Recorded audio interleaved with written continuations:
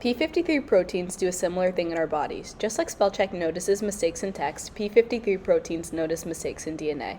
Through a series of processes, they manage the autocorrecting for our cells. p53 proteins are transcription factors, proteins that turn on specific genes. When we say a gene is turned on, we mean that the RNA for that gene is made, which allows a protein like p21 to be made. More about p21 later. Here is the structure of p53.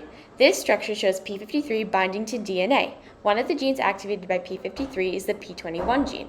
When cells make p21, this protein can stop them from dividing. But how does p21 do this? p21 is a tiny protein that binds to a two-protein complex called cyclin CDK. Cyclin CDKs are major regulators of cell cycle progression.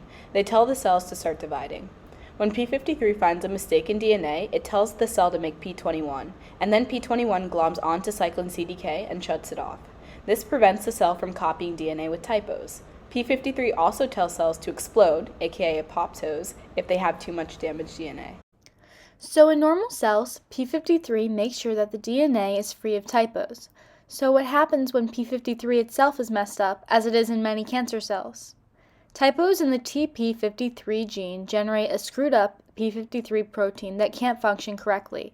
When this happens, the p21 won't be made and the cell keeps dividing, even when there are typos in the DNA, resulting in more and more mistakes in the DNA. Mutated p53 plays a role in around 50% of all human cancers, such as breast cancer, bone and soft tissue sarcomas, brain tumors, and adrenocortical carcinomas. Mutations in cancers can be caused by a number of factors, so it's important to monitor your body with regular cancer screenings.